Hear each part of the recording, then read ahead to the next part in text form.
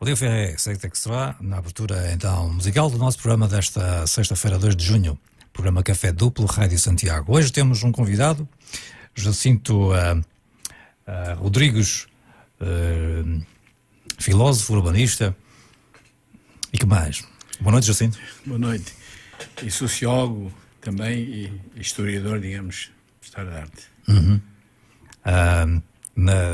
Portanto, eu creio que na Universidade do Porto, na Universidade do curso de Arquitetura, não é? Sim, e também da Faculdade de Letras, da Investigação. Uhum. Muito bem.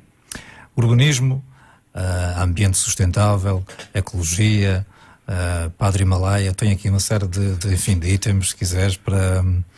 Enfim, nós tratamos-nos por tu, na medida em que nos conhecemos há alguns anos, e à época, portanto, o Jacinto disse, eu trato por tu, também quero que tu me trates por tu a mim, por isso... Nesse aspecto estamos à vontade. Como é que estamos de urbanismo nas cidades? Como é que, digamos, um professor jubilado e que, digamos, lecionou, se calhar, milhares de alunos, não é? Que agora estão a executar, digamos, a obra aí no terreno, como é que, digamos, o Jacinto vê como é que estão as nossas cidades, como é que está esta ligação, digamos, com a parte verde, a parte sustentável, a parte energética, estas filas todas de trânsito, como é que as cidades estão e como é que, digamos, o Jacinto prevê ou gostaria, ou o que é que está a ser feito para que no futuro tenhamos, digamos, tudo isto a funcionar melhor? Bom, o urbanismo não é apenas uma técnica, não é? E uma solução assim prática de curto prazo e digamos de impacto restrito. É uma coisa muito complexa porque é uma prática social e essa prática social implica vários atores. Quando se planifica uma cidade ou quando se planifica um território, são muitos os atores que intervêm. São forças políticas, económicas e sociais que, no fundo, vêm colocar problemas de uma dinâmica muito complexa e, portanto, normalmente os urbanistas e os homens que têm uma prática direta no território têm sempre um grande problema porque eles não podem... Isso já foi em tempos uma prática, a chamada prática dos príncipes. O urbanismo, a cidade, era muitas vezes a opção de um só homem, um homem que cria uma cidade, que criou um bairro, etc, etc, e que impõe, como por exemplo o caso de Versailles, o rei quis um palácio com os seus jardins, etc, ele pode decidir de cima para baixo e, portanto, é uma visão autocrática que a gente pode ter historicamente do conceito das cidades no passado. Hoje isso é muito mais difícil porque são milhares e milhares de utentes na cidade e as intervenções são multiplicadas e diversificadas, de maneira que o urbanista vai encontrar aqui digamos, tem que fazer uma reflexão e depois uma aplicação prática de vontades múltiplas. E essas vontades múltiplas muitas vezes impõem-se de uma forma quase oculta. Por exemplo, a força económica, a vontade de intervir, por exemplo, uma força económica que lhe interessa preços especiais do imobiliário. O território tem um preço que tem a ver muitas vezes com a centralidade do território em relação digamos, à região, a importância da proximidade dos transportes coletivos, a importância, por exemplo, dos aeroportos. Tudo isso são elementos que funcionam como de grandes determinantes, ou pelo menos como grandes variantes, que têm um forte impacto no território. Portanto, quando nós pensamos... E isso ensina-se nas universidades? Entre, digamos, a teoria que se ensina ao aluno, a teoria, sim, enfim, a parte teórica, vai lá, e depois o que o aluno vai para o terreno executar ou tentar executar e vai esbarrar com todos estes processos, nomeadamente desde logo o processo político à cabeça, não é? Sim. Ora bom, isso tem que se refletir de uma forma distanciada e com objetividade, porque já vimos que o executante dos projetos, ele não é o sujeito decisório. há forças que decidem por ele, não é? Mas é claro que o fundamental nas universidades é também o problema de o interventor técnico deve ser capaz de alargar a consciência dos participantes, para que a decisão seja naturalmente já participada, com as divergências, com as diferenças todas, mas simultaneamente com consciência, para que as pessoas possam adquirir um alargamento da problemática, de maneira que as inconveniências e as vantagens, as contradições todas sejam expostas de uma forma clara. Muitas vezes o que eu acho que é grave é o obscurecimento voluntário desses problemas. O que é importante é que nós possamos desocultar a realidade de maneira que as pessoas que vão decidir, elas estejam confrontadas com a realidade objetiva daquilo que vão escolhendo, não é? E revelar esse problema é como se nós façamos um território e temos que o descriptar. O território é uma massa amorfa de contradições, de dificuldades, e que nós temos que descriptar essas contradições, verificar as forças que estão em oposição e tornar consciente a decisão que se vier a assumir, para que possamos perceber que essa estratégia tem implicações terríveis, não é? Terríveis na sua importância, quer dizer, tem um impacto, às vezes, em milhões de pessoas, não é? Quando se faz uma intervenção na organização territorial, nós estamos a mexer em demografias que podem ter milhões de habitantes. E isso tem um peso histórico, porque o espaço é uma coisa, quando se intervém num espaço, esse espaço vai muitas vezes ficar, não é como os problemas sociais. Os problemas sociais têm uma dinâmica muito rápida, têm uma mutabilidade constante e passa-se em poucos anos, mas o espaço normalmente é uma coisa, quando a gente intervém, as avenidas, as praças, a planificação de um território, a implantação de fábricas, a implantação sobretudo dos grandes dispositivos topológicos, como se diz em linguagem digamos, geográfica ou urbanística. Esses dispositivos topológicos têm uma força fundamental, porque vão ficar anos e anos. Um aeroporto, um porto de mar, uma estação de caminho de ferro, mesmo uma grande empresa, são fatores decisivos na organização territorial. E isso é preciso ter consciência disso. As forças polutivas que a gente implanta no território, como sejam fábricas polutivas, fósseis, formas de energia que nós aplicamos, tudo isso tem coisas, impactos realmente que não são coisas que mudam constantemente, são coisas que ficam às vezes séculos. A cidade é marcada por esse peso destes dispositivos, são valores históricos que determinam e catalisam forças sociais, dinamizam a própria sociedade toda. E, portanto, esta relação, a primeira coisa que o urbanista tem que ter consciência é da relação dialética e sistémica entre o território e a sociedade. Mexer no território vai implicar mexer na sociedade inteira. E isso é talvez a primeira coisa que na aprendizagem universitária do urbanismo se tem que assumir. As questões sociológicas têm um corpo, têm uma logística, não são coisas abstratas, não são ideias abstratas, digitais, são forças que vão formatar, porque é aqui que se forma o conteúdo de uma sociedade. O envelope espacial, que é que nós chamamos assim, ao território, ele vai determinar os conteúdos sociais que aí se estão a passar. Não é indiferente nós colocarmos uma peça como uma praça pública num território, essa praça pública, uma avenida, um jardim público, tudo isso são peças decisivas que vão marcar, digamos, a vida social das pessoas. Atualmente, qual é o maior empecilho, enfim, digamos, de uma cidade? É o automóvel? Não, eu acho que primeiro é a questão imobiliária, os preços territoriais. Os preços têm uma lógica fundamental no urbanismo, na cidade, na arquitetura, porque determinam logo de imediato a centralidade. Quer dizer, os custos territoriais, a propriedade privada dos meios de produção fazem com que as decisões determina-se em função da capacidade económica que as pessoas têm, não é? Claro. Se elas detêm o imobiliário, se elas detêm elementos fundamentais do território, se elas detêm meios produtivos para... E toda a gente quer maximizar, digamos, o que tem, não é? Esse é o primeiro elemento da lógica, digamos, económica e social do território. Todas as opções passam por aí. Agora, evidentemente que os modelos sociais são determinantes para a escolha também desse urbanismo.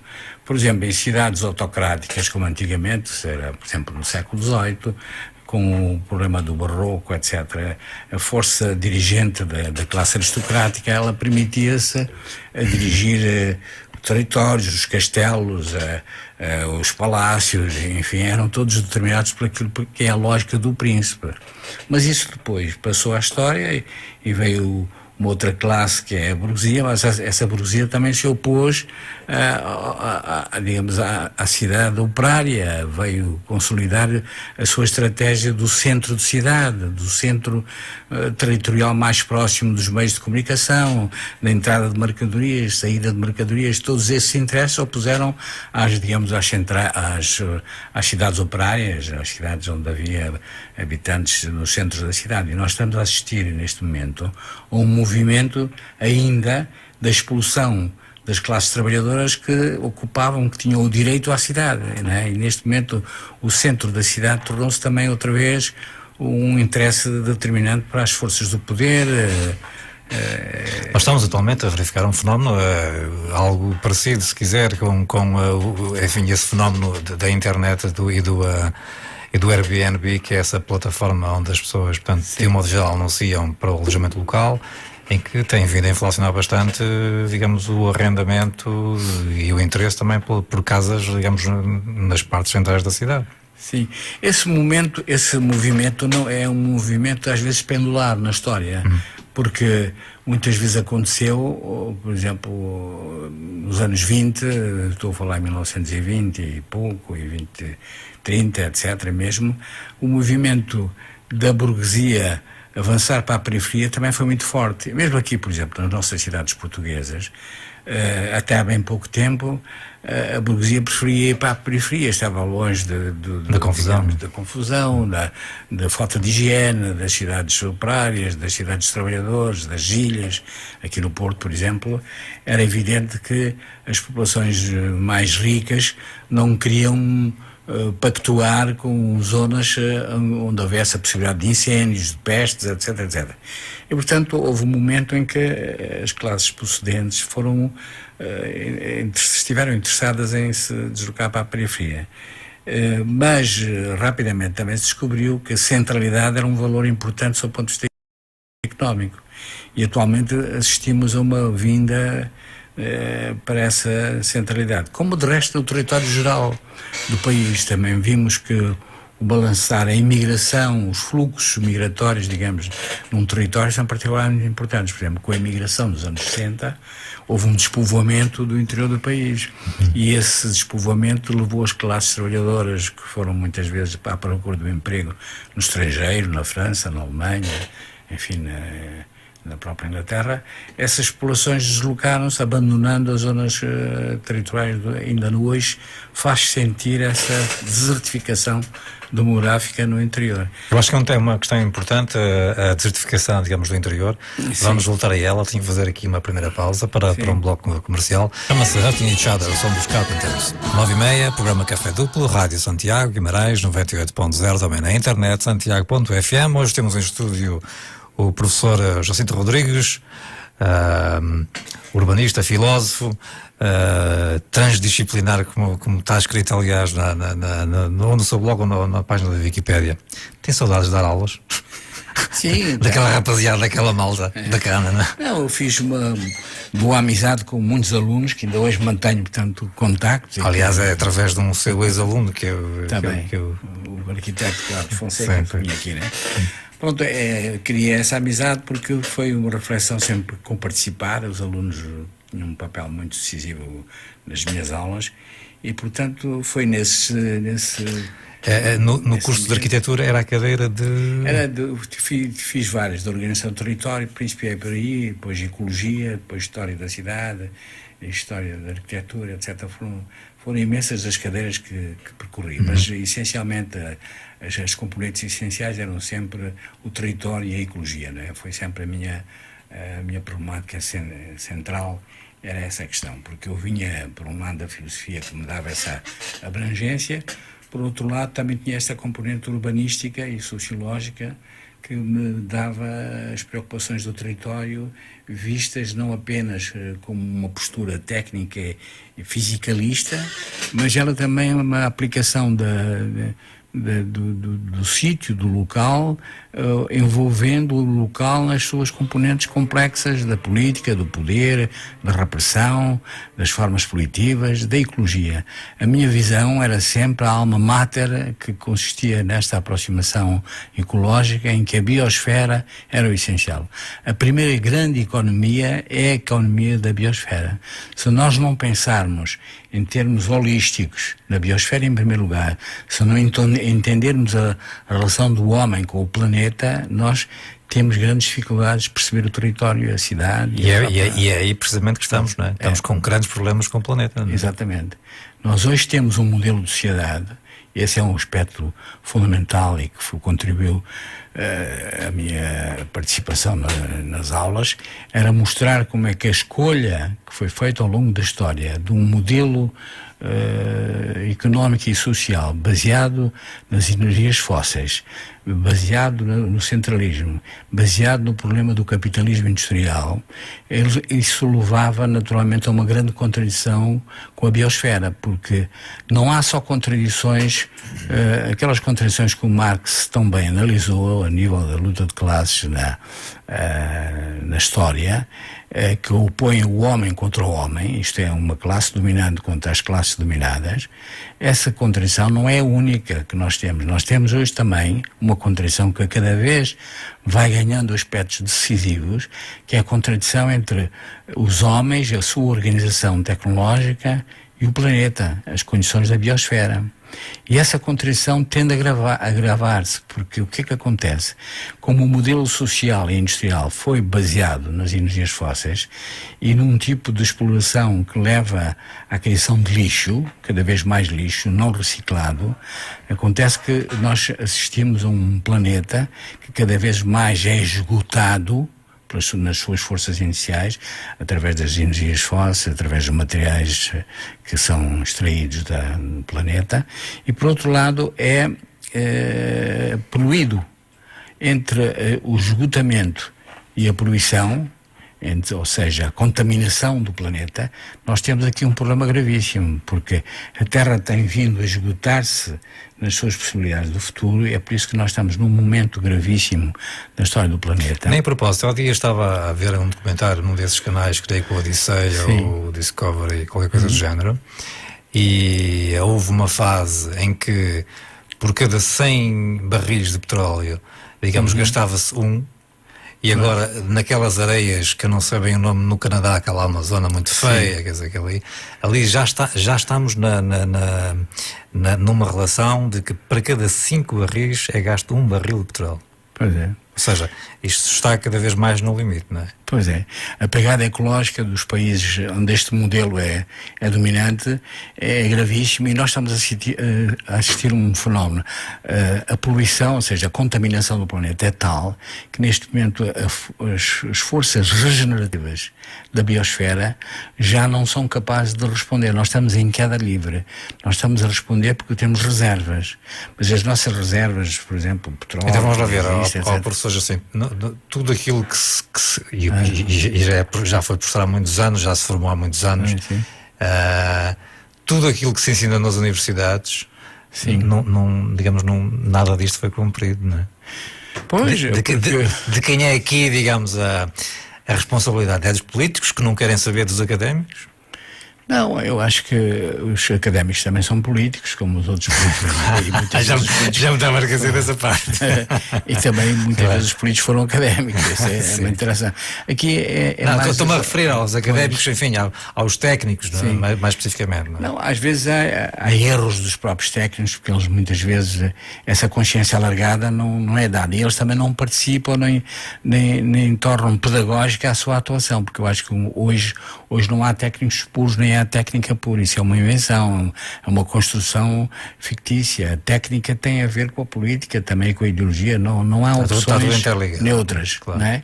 Claro. E portanto nós o que temos é revelar isso, e muitas vezes o nosso silêncio, a nossa alienação faz com que isto não seja revelado, e as pessoas não descobrem que determinadas opções têm impactos. Por exemplo, vamos ver esse problema do clima, das chamadas mudanças climáticas.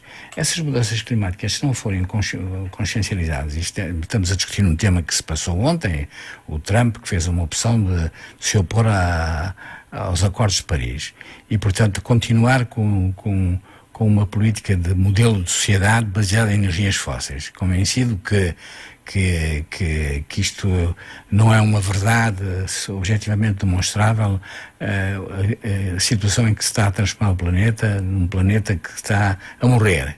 E se nós não interviermos na mudança do modelo de sociedade, nós vamos acelerar a morte dessa biosfera. O que quer dizer que do ecocídio passamos ao suicídio da humanidade. Nós estamos numa trajetória que, se não mudarmos, é como se fosse um comboio que avança para um precipício. Mas a noção de que temos que mudar, eu acho que todos a temos já quase, não é? Sim, mas é preciso a questão é que ela não está a ser posta em prática. Sim, não é? Mas isso porquê? Porque as mudanças não dependem só de problemas morais, de opções morais, dependem de logísticas que levem a essas mudanças. Por exemplo, se eu quero bater-me contra o esgotamento da terra, eu tenho que defender as energias renováveis, porque elas não esgotam. Todas as energias fósseis são de esgotamento do planeta. Portanto, esgotamento implica, se quisermos arranjar soluções, renovamento das energias. Por exemplo, se quisermos resolver o problema da contaminação, só podemos resolver o problema da contaminação se avançarmos sobre a reciclagem. Então, isso existe uma logística específica. Existe que a gente faça opções no eólico, no solar, nas energias renováveis para avançar. E na questão particular dos automóveis, estávamos a falar um bocado do urbanismo, vem agora, digamos, aí uma época quente de autárquicas, os políticos querem fazer obra. O que é que ambientalmente, digamos, poderia ser feito ao nível, digamos, político para podermos ter cidades mais limpas, menos poluídas? É proibir os automóveis de entrar nas cidades? Não, eu acho que há várias coisas. Fundamentalmente é preciso pensar holisticamente, não é? Pensar na estratégia global. Só começando a pensar em termos estratégicos globais é que a gente depois pode partir para fazer transformações locais. Não podemos ficar pelo abstrato, pelas estratégias, mas é verdade que o local precisa ser pensado e inserido na totalidade. Nós temos a ver com... Portugal tem um território específico. As cidades estão inseridas nessa visão do território. Para resolver os problemas das cidades e dos bairros e das próprias casas, é preciso perceber toda essa conjuntura que nos envolve. E resolver o problema hoje, inclusivamente para Portugal, tem que se inserir provavelmente Portugal no contexto europeu, tal como nós temos. Portanto, essas interações obrigam variáveis múltiplas, e temos que assumir que eu não quero que fiquemos apenas por esta visão global abstrata, mas é preciso pensar para onde é que esse modelo de sociedade europeia está a caminhar, para onde é que o nosso país também se encaminha no seu processo específico de organização económica e tecnológica. E só diante destas situações é que nós temos que fazer opções para mudança. Eu penso que nós temos que mudar radicalmente em relação ao modelo que temos, tanto o modelo mundial como o europeu e como Portugal. Nós temos que mudar para uma sociedade ecodesenvolvimento, de sustentável, um ecodesenvolvimento que permita que a biosfera seja o primeiro aspecto da economia que nós temos que ver, a economia do planeta. Se nós não tivermos essa noção, nós vamos fazer contabilismo e vamos resolver disfunções parcelares. Para resolver de fundo, estruturalmente o nosso problema, é preciso ter uma nova visão sobre esse problema do planeta. E se queremos salvar o planeta, em primeiro lugar, é esta economia planetária, biosférica, que tem que ser a alma mater do novo pensamento. Nós herdamos um tipo de pensamento baseado numa alma mater específica, que era a máquina. Hoje é preciso fazer ocupar o nosso cérebro, o nosso pensamento, não mais da máquina tradicional que vive sobre energia fóssil, mas de um sistema da biosfera. Isto é, a ideia central é a ecologia, a base da ecologia, que tem que estar como o fundamento, digamos, da nova forma de pensar. É um pensamento ecológico. Se nós não tivermos esse pensamento ecológico, eu acho que nós não estamos a perceber o caminho de destruição montado involuntariamente, historicamente, não é? Que foi esta sociedade industrial que nos levou a esse tipo. Infelizmente, eu acho que estamos a sair da sociedade industrial, mas estamos a entrar numa sociedade neo-industrial, de alguma maneira, que é esse neoliberalismo informacional, onde a informática está a ganhar a hegemonia disso, mas essa informática não deixou de ser poluente. Veja-se os materiais que constituem hoje os nossos computadores, o esgotamento dos materiais como o lítio e outros materiais que fazem parte da indústria da informática, e veja-se os aparelhos que são hoje mandados para o Chad e para outros países como reservas de lixo, que a sociedade industrial da informática está a fazer. O que é que nós estamos a construir com esta tecnologia? Esta tecnologia será a salvação da humanidade? Não parece, porque inclusivamente há domínios que se passam e formas de poder de sociedades sobre outras que têm a ver com essas opções que nós fizemos. Nós ainda não pensamos na Europa muito sobre essa questão, mas a força do Silicon Valley na economia mundial é enorme, e o domínio que as máquinas informáticas e que a informática tem sobre a sociedade, as dependências na compra dos materiais, as grandes produtoras do hardware, etc., e de software, são neste momento coisas que permitem dependências de países sobre outros países. Isso é uma nova situação terrível, para além do desemprego que essas coisas têm provocado na nossa sociedade. Eu não estou a dizer que nós temos que pôr de parte a informática, isso tudo é uma componente muito, muito decisiva no nosso tempo, mas temos que ver isso integrando numa visão ecológica do mundo. Se não tivermos uma visão ecológica do mundo, essas máquinas podem ser mais destrutivas do que construtivas. Muito bem, começamos a falar do urbanismo, já estamos a falar na salvação da humanidade, o que é interessantíssimo. É o professor Jacinto Rodrigues, urbanista, filósofo, está aqui connosco no programa Café Duplo da Rádio Santiago. Vamos a mais um breve bloco comercial, já regressamos.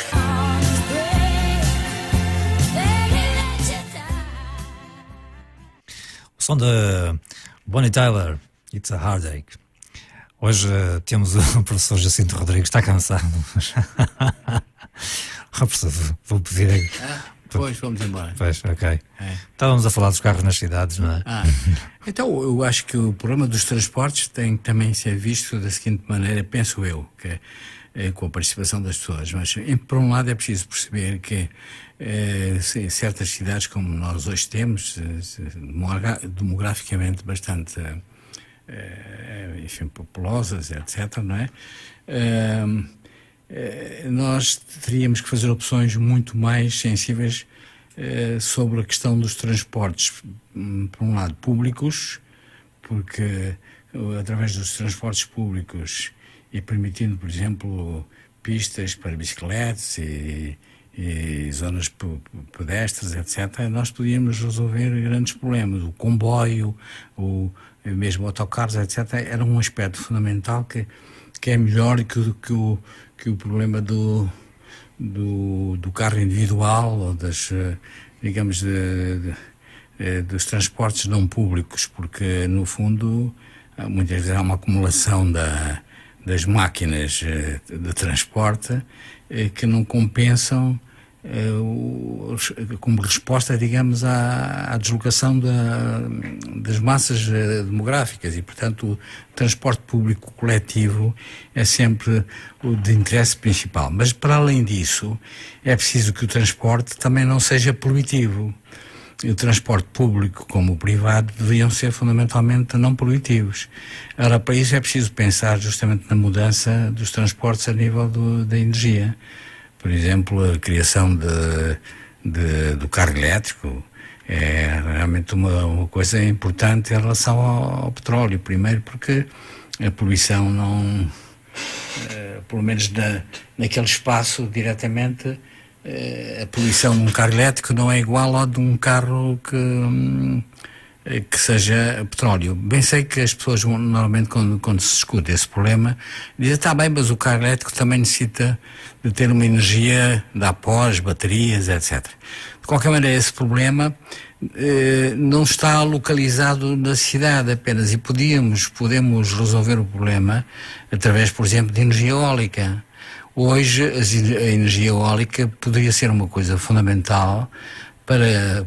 Ela funciona muitas vezes muito melhor de noite, para que vários centros, até as próprias casas privadas, poderem ter meios de poderem fornecer energia elétrica de noite para sistemas, portanto, em que o carro está mais parado. A questão é que tudo isso ainda fica muito caro atualmente, não é? Sim, mas o que fica também muito caro, e que normalmente é o custo social que as pessoas não querem integrar na sua própria contabilidade, é quanto custa a poluição e quanto custa depois amanhã. Cada um de nós pensa assim com o nosso egoísmo característico, não é? Para que é que eu vou estar a gastar 15, 20 mil euros a instalar umas placas solares e uma eólica? Porque o problema depois é nas baterias, precisa de mais umas baterias. Mas talvez esse problema tenha que ser pensado não em termos individuais, mas como é que coletivamente, através de, por exemplo, aqui já em Portugal estão a nascer cooperativas alternativas. A Copérnico, por exemplo, é uma cooperativa de fornecimento energético alternativo. E se isso se fizer, primeiro a nível público, eu acho que o Estado devia intervir a esse nível, mas também através de cooperativas, e conseguir com que a energia seja... Nós temos um país que não é um país pobre como nos meteram na cabeça desde pequeninos a dizer que Portugal é um país pobre. Portugal é um país riquíssimo, porque tem sol e tem vento e tem mar. Esses elementos são fundamentais. E tem a água dos rios, a força hidrográfica, etc. E, portanto, essas energias renováveis... Mas e depois a parte filósofa do Jacinto não vê, por exemplo, Portugal, quando em momentos de crise, a única solução que ser vista de modo geral às pessoas é emigrar, procurar trabalho lá fora, ganhar dinheiro. Pois, mas isso provavelmente também são fatores culturais que a gente normalmente não liga. Quando se discutem esses problemas políticos, muitas vezes temos uma ótica muito partidária, muito restrita, muito redutora. A cultura também faz parte da política, a visão cultural do mundo, a concepção filosófica que as pessoas detêm, e, portanto, temos que ir escavar na cultura profunda, nas raízes profundas da nossa Portugalidade, as forças que muitas vezes nos levam a que nos alienamos nas soluções concretas que devíamos impor ao nosso país. Nós estamos, essa força que muitas vezes os filósofos chamaram o sebastianismo, essa forma de resistir, muitas vezes ao contrário, através do velho restelo, e não querer assumir uma força transformadora aqui e agora, são elementos culturais que é preciso quase psicologicamente trabalhar, numa psicologia social mais funda, que normalmente nós estamos afastados a isso. Os políticos não gostam muito de discutir isso, porque dizem que isso é muito abstrato, que é muito metafísico, mas eu acho que hoje uma política que não leva em consideração o problema das estruturas mentais que fazem parte da maneira de nós pensarmos o mundo, das nossas concepções do mundo, temos que trabalhar sobre isso. Temos que fazer quase uma psicanálise social para percebermos os traumas que esta sociedade histórica nos legou, e temos que desenterrar muitas mitologias que fazem comportamentos diversos. Eu acho que temos que desenterrar o Padre Himalaia, por exemplo. Sim, acho que o Padre Himalaia foi um personagem que acreditou nisto que eu acabei de dizer, que Portugal era um país rico Isso parece é um mito que a gente tem que destruir quando se diz que Portugal é um país pobre. O mito está aí, está em dizer-se que esse país é um país pobre. Portugal é um país riquíssimo se nós compararmos com o resto da Europa. Temos muito mais sol que o resto da Europa, temos muito mais vento, temos muito mais rios que passam aqui, etc. E por isso é que ele imaginou um Portugal que se pudesse organizar nestes termos. As energias solares que o Padre Malaya inventou, as máquinas solares que ele inventou, as questões do pensamento da organização do território. Ele pensou sempre que este país podia interligar os seus rios, fazer uma rede de rios, em vez de os deixar circular para o mar de uma forma imediatista. Ele pretendia fazer uma espécie de malha hídrica que permitisse que a ocupação do território português fosse capaz de ser servido por água facilmente. E as albufeiras não eram coisas enormes em locais distantes, mas as albufeiras eram o reencontro do cruzamento dos vários rios. E essas pequenas albufeiras serviam para nutrir os territórios rurais e as cidades, e também eram possibilidades da gente se locomover. A locomoção através da água é uma coisa fácil. Outra locomoção, por exemplo, os zipelins. O Padre Malaya andou a trabalhar sobre passarolas, imaginou passarolas de várias ordem, pensou que o Gusmão tinha trazido o mito da navegação aérea como uma coisa que devíamos pensar no futuro.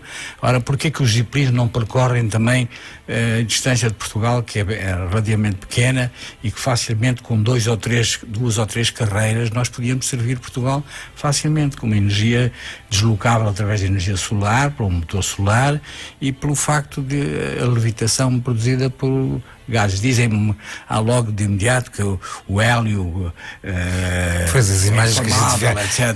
A ideia que a gente tem de modo geral desses Zeppelins é que aquilo depois explode, não é? Não, mas na verdade hoje há descobertas sobre gases que não são. Nós vamos ter muito mais tempo para falar do Padre Malaya, que eu acho que é um tema bastante interessante. Está-se a acabar a primeira parte do nosso programa, não sei se já reparou. Portanto, nós vamos ter as notícias. É o programa Café Duplo. Temos em estúdio o professor Jacinto Rodrigues, urbanista, filósofo. Vamos regressar daqui a alguns minutos, depois do noticiário das 10 e do respectivo bloco comercial. Muito boa noite, até já. Mais uma vez, muito boa noite. Sintonizam a Rádio Santiago. São 10 e 8 minutos. Mantém-se em Guimarães uma temperatura do ar que ronda os 17 graus. Programa Café Duplo. Estamos por cá às sextas-feiras à noite, entre as 9 e as 11 da noite.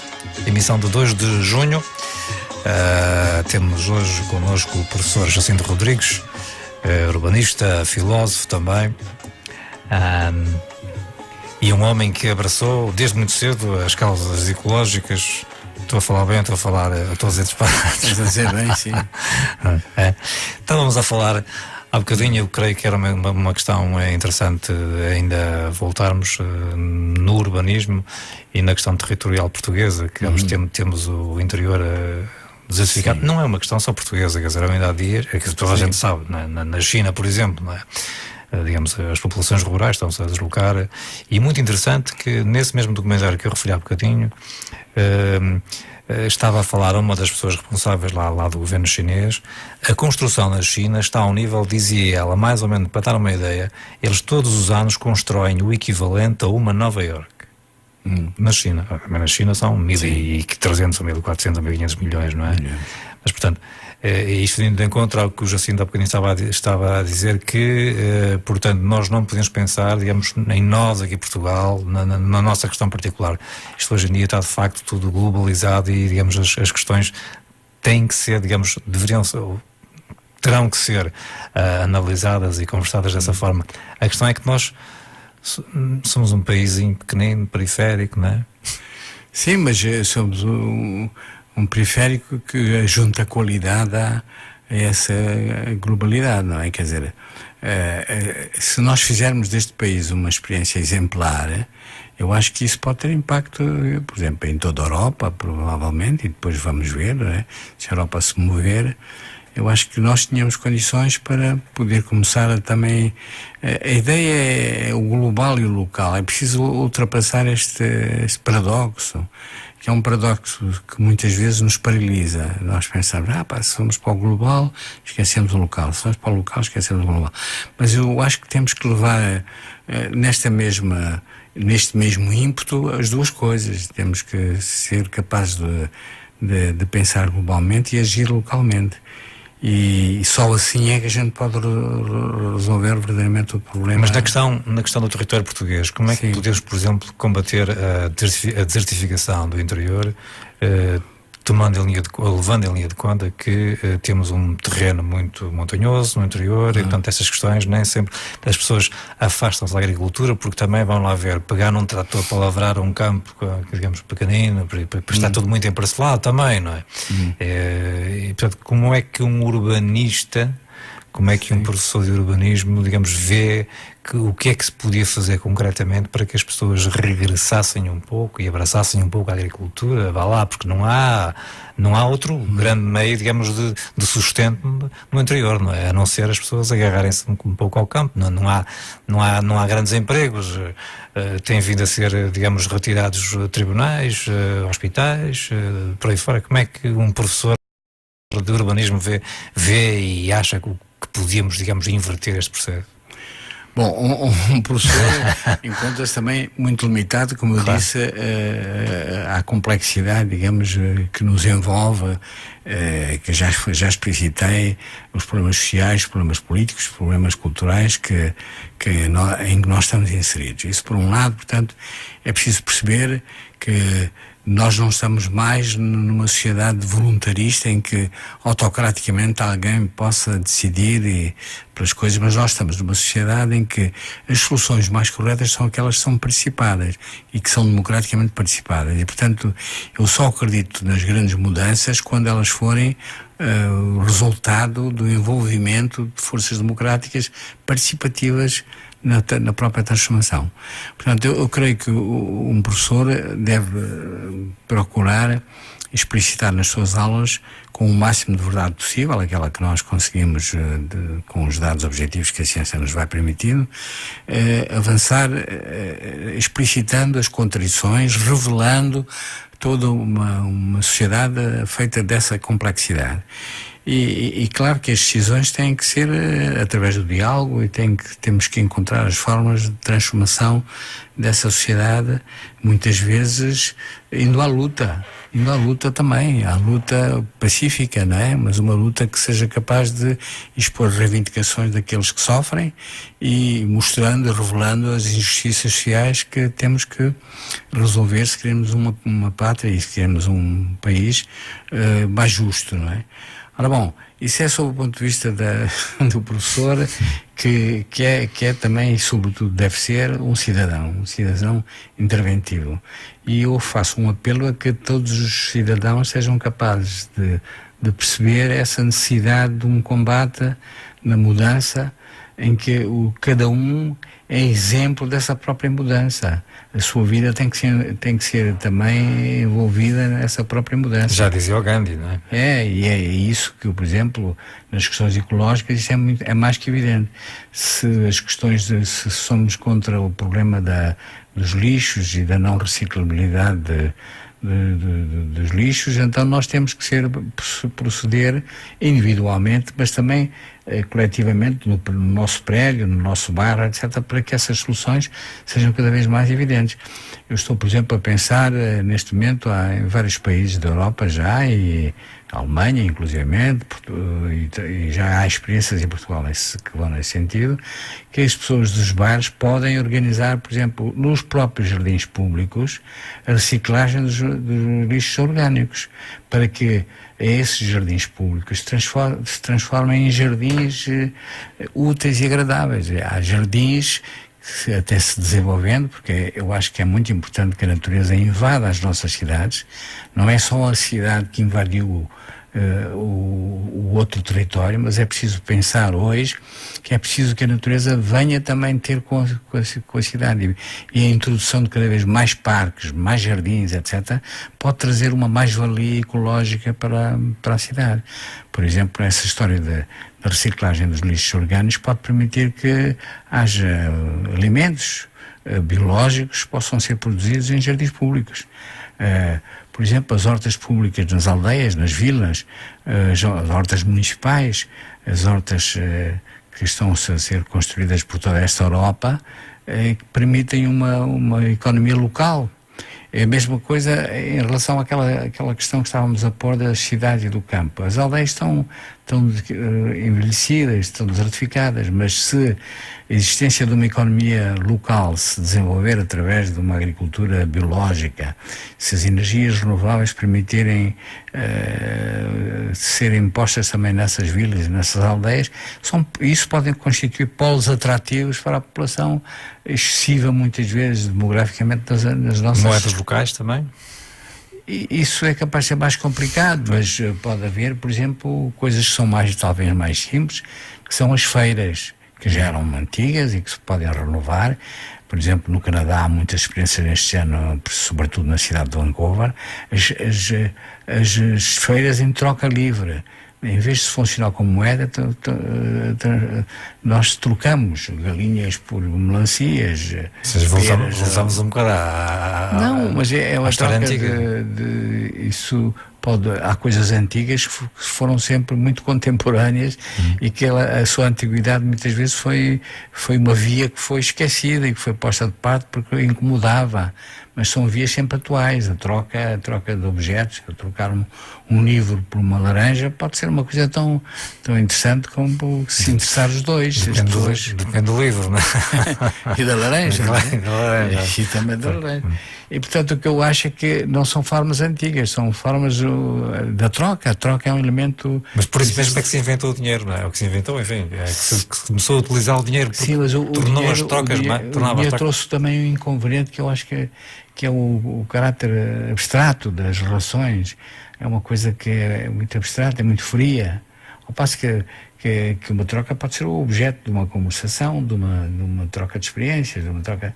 Quer dizer, o conceito de troca pode ser mais concreto. Pode ser, não estou a dizer que...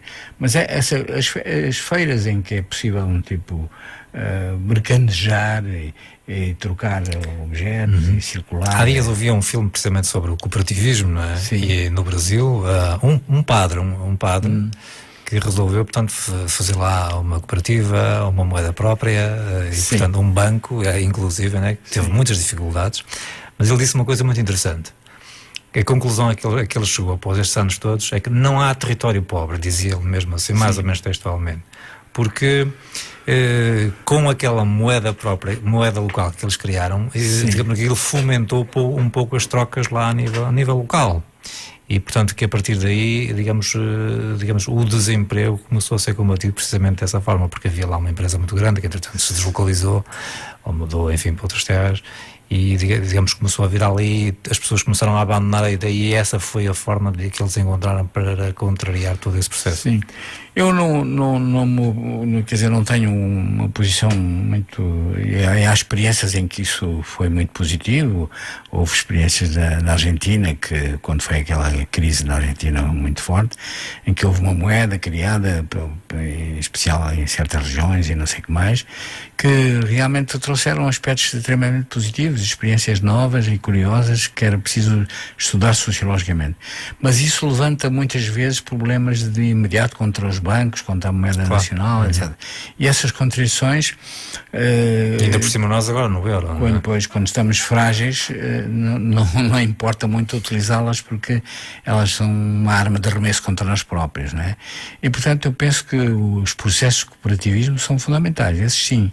Por exemplo, estou-me a lembrar, em França há um movimento agora cada vez mais forte, que se chama dos AMAPs, que é a criação de estruturas rurais em que os rurais fazem também é aquilo que eles chamam o consumo acteur.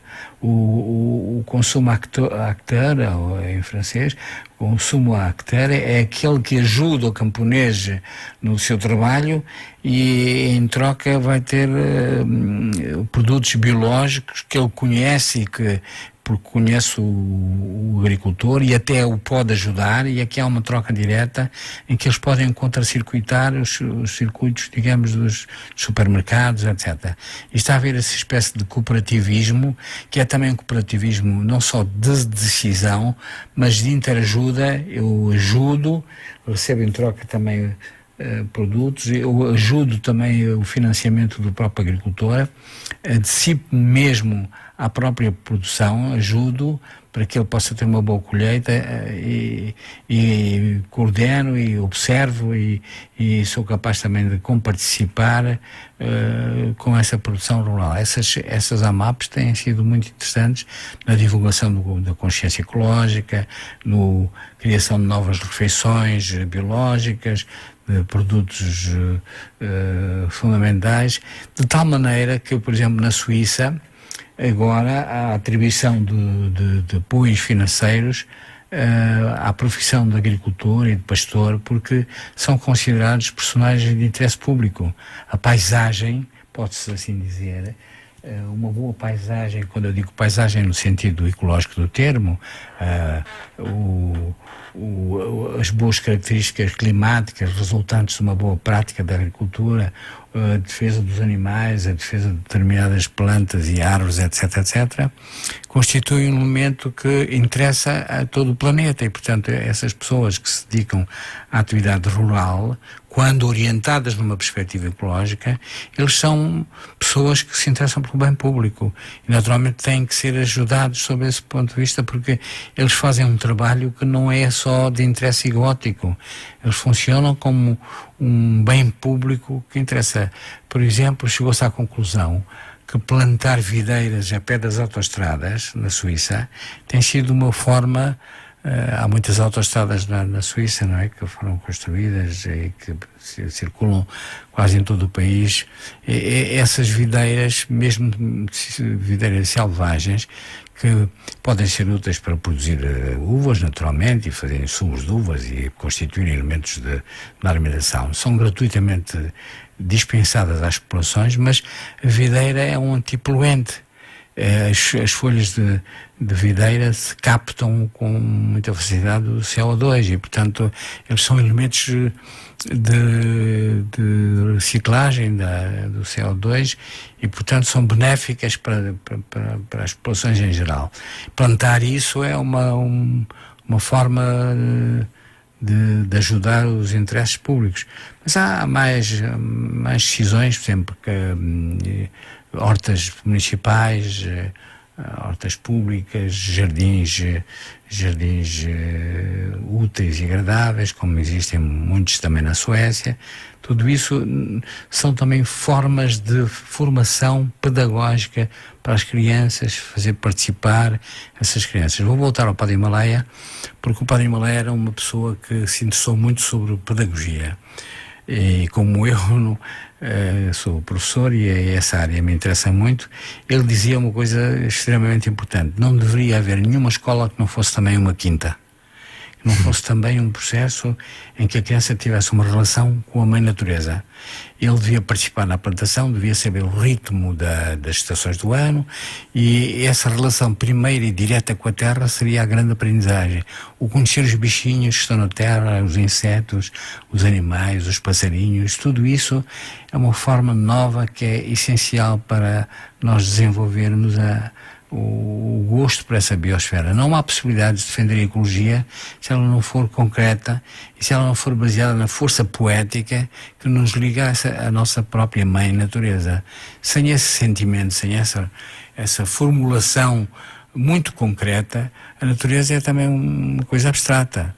E não pode ser através dos filmes que podem ser muito bonitos, no Odisseia, no Discovery, etc., que são muito bonitos, alguns, etc., encantadores, mas tem que ser uma coisa concreta, tem que ser uma coisa cotidiana que implica o empenhamento na praxis, a criança mexer na terra e saber que a sua própria casa, que é a escola, ele vai aí aprender as questões da saúde, as plantas medicinais, as plantas aromáticas, tudo isso. Claro, porque senão às tantas até, como surgiu há uns creio que uma boa meia dúzia de anos atrás, que as crianças não faziam a mínima ideia que os ovos que os pais compravam no supermercado, que era a galinha que os punha, não é? Sim, isso ainda é muito comum nas cidades jogar-se os frangos, são umas coisas todas nas vitrines dos supermercados, né?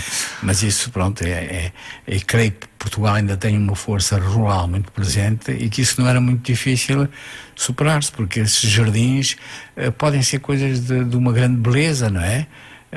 Agora neste momento em França há uma exposição de jardins que se vai fazer no centro da zona de França, e há inclusive uma coisa espantosa neste momento, são jardins que há uma experimentação nova resultante de uma patente, que é conseguir bioeletricidade, que é, o jardim está cheio de lâmpadas LEDs que se acendem e pode-se ouvir música, etc., eletricamente, e essa eletricidade provém de uma capacidade que essa patente trouxe ao conhecimento científico hoje, de extração da energia elétrica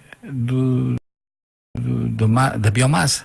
Isso é a capacidade de retirar a bioeletricidade das plantas, da fotossíntese, e através de um sistema específico passar a eletricidade própria do sistema do metabolismo vegetativo para o processo da chamada eletricidade industrial. Isso é uma coisa fabulosa, porque estamos a redescobrir que finalmente essa mãe da natureza, deixa-me ser um pouco poético nisto, essa mais nossa, mais do que tem sido. Não, porque, percebe-se cada vez mais de que nós e a natureza somos uma e a mesma coisa, e que finalmente, se nós queremos o bem da humanidade, esse bem da humanidade passa pelo bem da natureza. Nós discutíamos há um bocadinho, não é? Que estávamos, esse sistema económico-financeiro está, digamos, no fim da linha, não é? Pois. Estará? Ainda vamos a tempo? Vamos. É? Eu acho que vamos a tempo se tivermos esperança e se tivermos força para intervir o mais depressa possível. E às vezes, infelizmente, acordamos quando estamos mais perto do perigo, não é? E o perigo hoje é iminente, não é? O perigo hoje é iminente, é por isso que eu estou contente que, apesar de tudo, o Trump, com as suas decisões que veio a fazer ontem, em relação a querer continuar com os fósseis e não sei o que mais, criou condições também de uma consciência alargada, ecológica, porque o povo americano está-se a levantar. Já vi que há vários governadores que se opõem e que fazem a resistência a essa tentativa de uma decisão errada que o Trump está a ter. E vi também que muitos dirigentes políticos na Europa, mas também no mundo inteiro, se desagradaram profundamente, e isso pode trazer eu acho que isso pode trazer um levantamento da moral e do civismo dos insubmissos, que podem levar a que as mudanças sociais venham a intervir, e que finalmente a gente pode avançar também com os erros dos outros, não é? Ainda o cooperativismo, no ponto de vista de um sociólogo, ele não me parece ser de fácil implementação em Portugal. Ou estou a dizer uma asneira? Não, eu acho que nós temos tradições de cooperativismo muito importantes. Tradições? Sim, tradições da Primeira República. Houve um movimento cooperativista extremamente forte, e nós temos um teórico absolutamente extraordinário que temos esquecido nas nossas escolas, que é o António Sérgio. O António Sérgio é um homem fundamental, e que é pena que esteja por outro lado. O cooperativismo é uma essência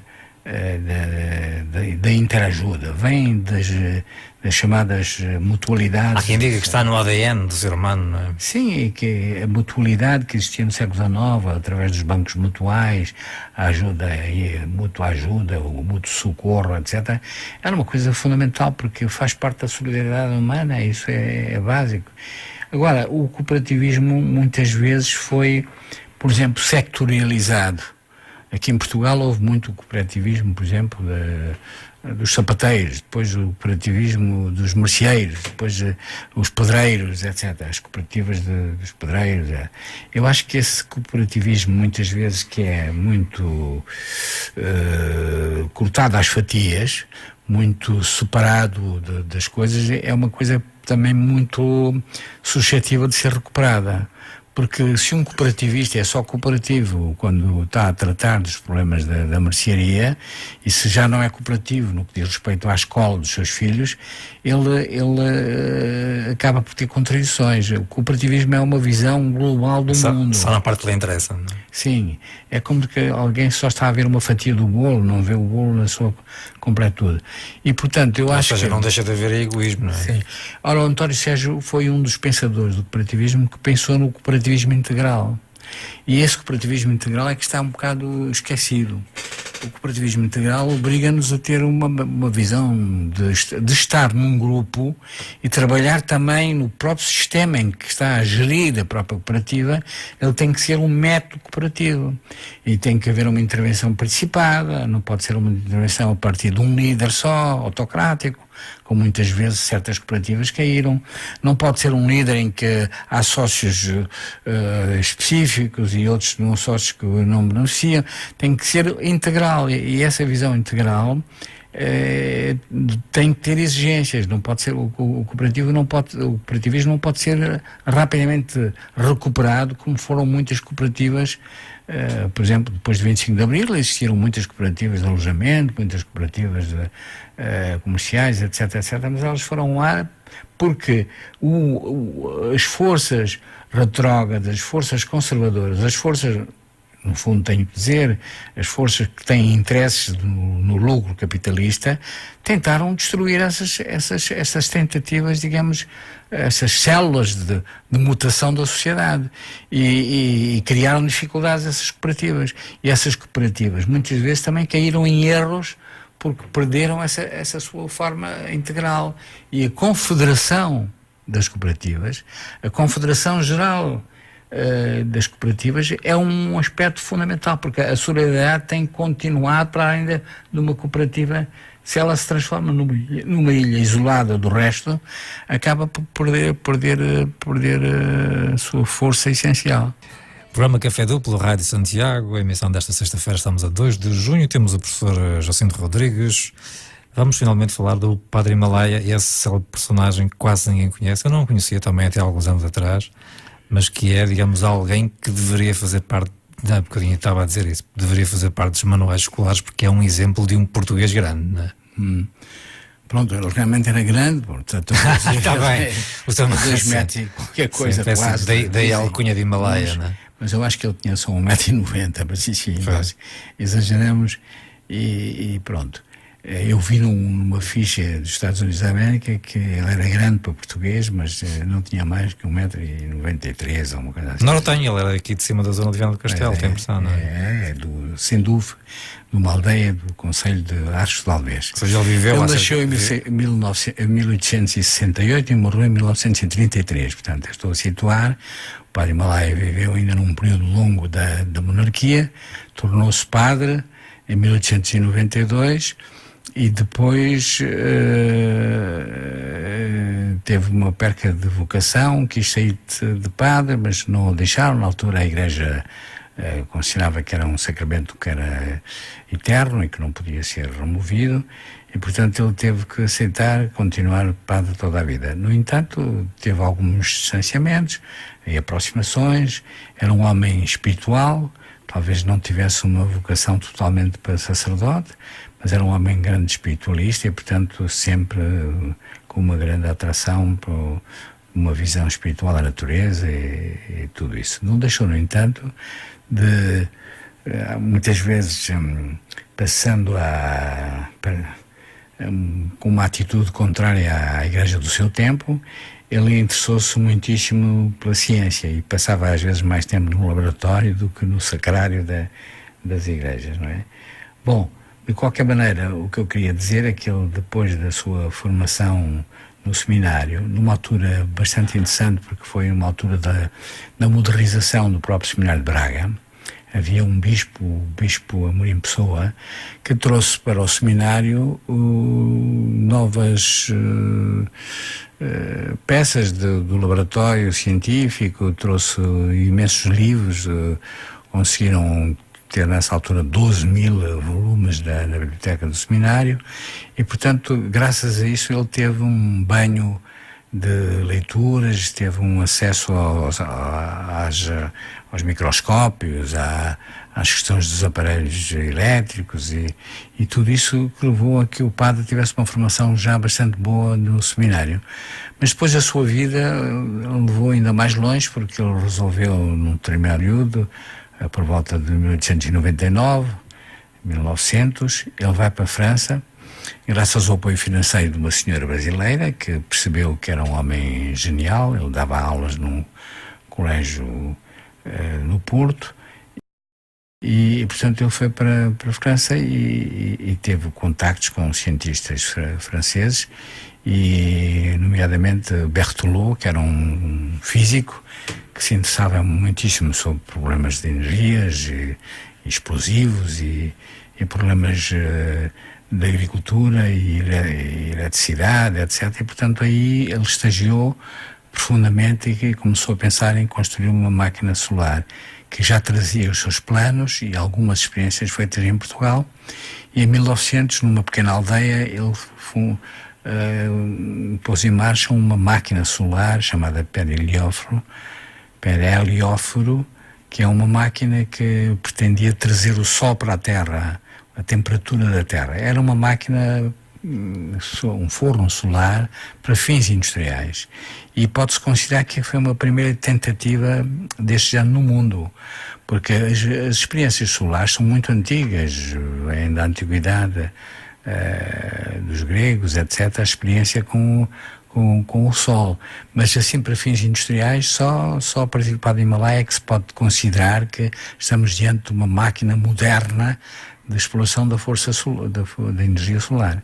O resto são pequenas experiências laboratoriais, o Buffon, vários filósofos. Ou seja, temos aqui um pioneiro português no aproveitamento da energia solar. Sim. Mas ele não é só o problema da energia solar, é uma visão ecológica do mundo, um sentido de que a biosfera precisa ser preservada. Tudo isso é que abre a porta a um pensamento. É um homem de pensamento, não é um técnico operativo, embora seja ele que meta as mãos na massa, e que é ele próprio que vai trabalhar na fábrica e que vai fazendo as peças, etc., etc., com a ajuda naturalmente de especialistas e pessoas que o apoiam nisso. Mas ele é também um profundo pensador. Isto insere-se num ponto de vista global. Ele sabe que a sua máquina é uma máquina para se reproduzir, para se generalizar. Ele constitui o fabrico de um relógio que comanda essa máquina consoante o movimento solar, e faz uma automação, um processo de automação simples, mas que leva a que, digamos, a parabólica solar acompanhe o Sol, para que a incidência dos raios solares no cadinho, onde ele aquece os materiais que vai experimentando, resultem sempre numa constante temperatura enquanto a máquina vai acompanhando o Sol. Ele em França conseguiu atingir cerca de 900 graus, 1200 graus, não se sabe ao certo, por volta de agosto de 1900. E a partir daí ele pensou ainda melhorar essa máquina. Conseguiu vir a Portugal, depois de ter passado pela Inglaterra. Conheceu também uma condessa que era milionária, pode-se assim dizer, era banqueira, a condessa de Penhalonga, que, impressionada com aquelas experiências que ele já tinha conseguido, resolveu constituir uma sociedade com ele e apoiar financeiramente a segunda máquina. Essa segunda máquina foi apresentada em 1902 na Tapada da Ajuda. Era uma máquina que era mais poderosa, mas ele teve um acidente que, ao mover a máquina, o foco luminoso atingiu uma das pernas do aparelho e a perna foi logo imediatamente cortada por uma temperatura muito forte, não é? Que ao decepar aquele pé, digamos, do tripé que segurava a parabólica, desengatilhou-se e a geringonça, digamos, caiu por terra. Foi isso que virou-se contra a feiticeira. Exatamente. E aquilo foi considerado um insucesso, e os senhores os comissários da festa e também os homens que trabalhavam para a Condessa de Penhalonga acharam que o homem era um pouco, digamos, utópico, pelo menos, para não ser mais louco, e disseram que aquilo era um bom negócio e que ela devia abandonar isso. Mas uma coisa extraordinária, essa senhora também era uma senhora aberta e culta, e resolveu opor-se aos seus conselheiros e apoiou o Padre Malay para ele levar até ao fim a máquina, que ele levou para os Estados Unidos da América em 1904, em 1915 apresentou na Feira de São Luís, em 1905 obteve o primeiro prémio dessa exposição de St. Louis. E pronto, estava aí uma máquina com fins industriais extraordinários, que conseguiu 3.500 graus de temperatura, estava aberta à siderurgia, a poder, digamos, fazer ferro, produzir aço, trabalhar sobre a criação de diamantes artificiais, enfim, toda uma indústria que se veio a desenvolver através da energia solar. Mas, infelizmente, ele apanhou uma época terrível, porque 1905 é uma data que foi desastrosa. Foi a data em que o Morgan começou a comprar os poços de petróleo, a desenvolver o petróleo, etc. E, portanto, a ideia do petróleo começou a interessar a América, e o invento do Padre Malay foi posto fora de parte, porque era difícil, para aqueles espelhos, aquela geringonça toda muito complexa, etc. E foi sendo posta de parte a máquina formidável que ele tinha criado e que já vinha nos jornais, etc, etc. Mas o Padre Malay não ficou só por essa máquina, fez uma série de inventos, motores, máquinas para, por exemplo, exploração de energia, exploração de energia do vento, mas também as maremotrices, aproveitando as marés do mar, e através de outras máquinas ele queria alimentar os povos e os animais e a própria terra através do mar. Foi um dos pioneiros também da pesquisa do krill, à procura, digamos, digamos, seres vivos que existem no mar e que permitem justamente o alimento tanto para animais como para o homem. Coisas que hoje são vulgares, fazem parte das pesquisas contemporâneas, mas que o Padre Malay foi sempre um inovador a esse nível. E também o pensamento urbanístico, ou direito da organização territorial e até pedagógico. Essa ideia que eu levantei no princípio desta pequena conversa, de que ele imaginou, digamos, um Portugal em que os rios estavam todos interligados e que formavam um processo de conseguir banhar, de algum modo, todas as terras, tornando o país num país ainda mais fértil, não é? E em que a água conseguiria, digamos, enriquecer um conjunto de florestas, porque ele tinha sempre uma ideia extremamente curiosa que os cientistas e ecologistas hoje estão a descobrir, é que a floresta, quando ela é uma floresta saudável, isto é, biodiversiva, ela é a mãe da agricultura perene. E, portanto, na floresta, a reciclagem, a reorganização, o mundo da biodiversidade, dos acompanhamentos múltiplos e dos múltiplos apoios, porque há insetos que polinizam, há animais que são fundamentais, porque na ideia do Padre Malay não há animais nocivos, não há ervas más, porque no fundo elas comparticipam numa diversidade necessária. Essa visão só está a ser atingida hoje com os trabalhos feitos pela agricultura biológica, com a ajuda da permacultura, etc. Está-se cada vez mais a perceber que essa mundividência nova põe em causa a agroindústria que nós adotamos a partir do século XIX, e que os fertilizantes só podem ser substituídos pela compostagem, e que todos esses problemas da agricultura biológica são finalmente coisas que o Padre Malay tinha encarado como uma perspectiva de desenvolvimento. Ora, nós falamos do Padre Malay porque precisamente o professor Jacinto escreveu um livro sobre a vida do dois Padre livros, Malay. Dois livros, aliás, mas um deles pelo menos deu origem depois a um filme. Que o autor do filme, digamos, o Jorge António. Sim, mas o professor Jacinto é o co-argumentista através exatamente, e foi baseado no meu livro desta investigação. Sim. Que dizer desse filme? Bom, acho que o filme foi muito pouco divulgado. Eu não conhecia sequer. Foi divulgado na 2, não é? Na Cultura, e num programa dedicado à história, não é? Mas foi a horas um pouco horas um bocado inaceitáveis e, portanto, acabou por ser um filme que ficou na gaveta, pode-se dizer.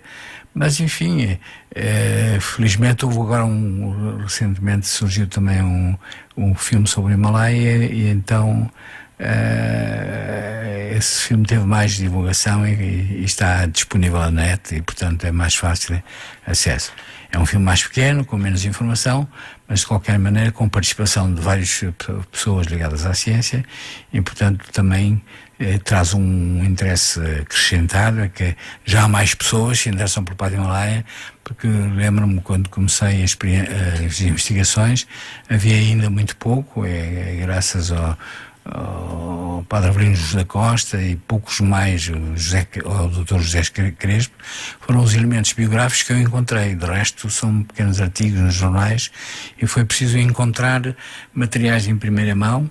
Tivemos a felicidade de encontrar um texto decisivo que não tinha sido nunca publicado, que é aliás um texto que até sob o ponto de vista do seu título é extremamente curioso e importante, que é Como Resolver os Problemas Económicos de Portugal.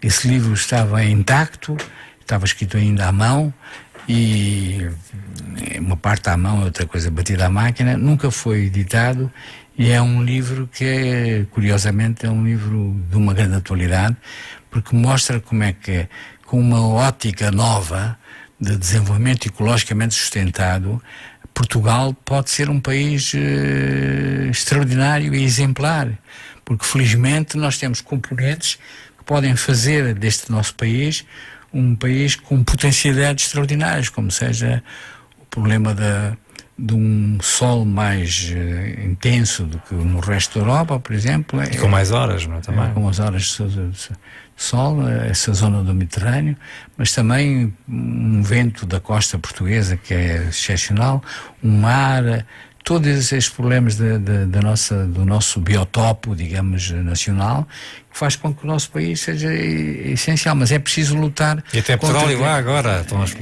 estão a pensar explorar no Algarve, na costa alentejana também, não é? O quê? Petróleo. Sim, mas isso é só uma falsa riqueza. Porque isso é voltar ao fóssil, não é?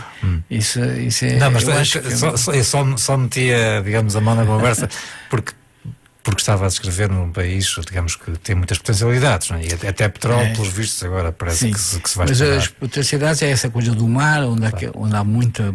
Mais na perspectiva ecológica. Sim. Certo, claro. Mas também eu acho que este aspecto deve-nos acordar para um problema grave, é que este país teve muitas mazelas. Apesar de ser esse país com coisas extraordinárias sob o ponto de vista ecológico, potencialidades sobre o ponto de vista ecológico, na verdade também houve muitos erros. A campanha do trigo, que impôs o trigo em zonas que não eram propriamente para o trigo, a destruição de certas espécies florestais autóctones, por exemplo, o erro terrível do eucalipto, a partir dos anos 70 e 80, não é? Quando a Suécia já não quis mais a manutenção das indústrias papeleiras digamos, a transposição dessas indústrias para Portugal, para Aveiro, nomeadamente, né, para Cacia, e tudo isso fez grandes erros que trouxeram inconvenientes graves e que é preciso hoje intervir terapeuticamente para que o país possa avançar de outra maneira. Mas vou dar aqui uma componente sobre o Padre Himalaia que normalmente também não é muito divulgada. O Padre Himalaia começou a sua atividade ecológica não tanto sobre pontos de vista técnico e científico, não é? Ele era muito doente, ficou muito doente. Há quem diga que foi malária, outros dizem que foi outros problemas da sua vida pessoal, psíquica e outra, não é? Ele resolveu também teve o apoio, suponho que da família também, e também da própria igreja. Ele teve o apoio para poder fazer uma viagem à Alemanha. E então uma das coisas que ele conheceu foi a experiência do Abade Kneipp. O Abade Kneipp, Sebastian Kneipp, era um homem originário da Alemanha, que tinha ensaiado sobre ele próprio, para a terapia da tuberculose e para problemas de várias ordem, a cura pela água. Escreveu mesmo um livro chamado a hidroterapia. E, portanto, o Padre Himalaia começou a orientar-se nessa perspectiva do Kneipp, e ele diz que se curou através digamos, da relação pessoal que teve com o próprio Kneipp, que o ensinou na técnica da hidroterapia. Mas não só a técnica da hidroterapia, ele começou também a interessar-se muito pelas plantas medicinais. E foi por isso que ele, quando veio para Portugal, fez uma espécie de percurso, desenvolvendo, digamos, uma peregrinação no território todo português. Ele conheceu do Minho ao Algarve, todas as zonas geográficas, e fez um levantamento monográfico das plantas medicinais portuguesas. E essa monografia ele publicou na introdução a um livro do próprio Kneipp. A introdução do Padre Himalaia e os comentários que ele faz são de uma riqueza extraordinária, se entendermos isso como uma contribuição à flora, sobretudo à flora medicinal portuguesa. É claro que algumas considerações poderão estar já antiquadas, e alguns possíveis erros, como dizia o José Crespo, que trabalhou sobre esses documentos que acabo de citar, essa introdução ao livro do Kneipp, a cura pela água. Mas, na verdade, é um método que interessa aqui ver no Padre Himalaia, um método profilático, a maneira preventiva de haver o problema da saúde. Eu acho que isso é particularmente também interessante e muito atual. O Padre Himalaia dizia que o problema essencial não era a terapia, não era a gente intervir quando as pessoas estão doentes. O problema essencial era fazermos uma vida preventiva, criarmos condições de dietética, condições de produção agrícola, como é que eu direi, saudável, uma vida saudável do ponto de vista psíquico, uma vida de movimento, de respiração, de meditação, de encontro consigo próprio, de abertura à nossa consciência, digamos, e à nossa poética humanística, para nós termos uma saúde psicossomática.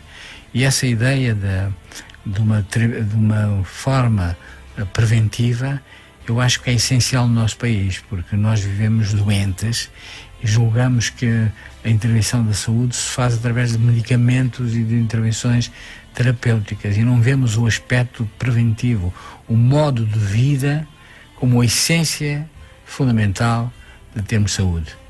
E isto é também uma chega pedagógica e sociológica do Padre Himalaia, que soube pensar em criar pão, fez um pão especial de farinha integral, introduziu elementos da sua própria dietética, o conjunto das frutas, o conjunto dos legumes, a própria maneira de produzir a agricultura, etc. Tudo isso foi um ponto de vista pedagógico que eu acho que é ainda hoje de uma grande atualidade. Muito bem. Professor Jacinto Rodrigues, se quiserem conhecer a obra deste homem que esteve cá connosco no programa Café Duplo de hoje, é só ir à internet, ao Google, Jacinto Rodrigues, tem lá o blogspot com os livros, com toda enfim, aquilo que quiserem conhecer sobre o convidado que tivemos esta noite aqui no nosso programa. Deixe-me agradecer-te o facto de teres deslocado até cá. Estou agradecido a vocês, porque a divulgação da obra do Padre Himalaia, mas também a discussão que nós aqui tentamos ver, eu creio que é útil para esta cidade e para toda a gente que queira ter uma ecocidadania. Muito bem. Foi o programa de hoje. Espero que tenham gostado. 2 ou 8 dias voltamos à hora do costume. Até lá, muito boa noite, bom fim de semana.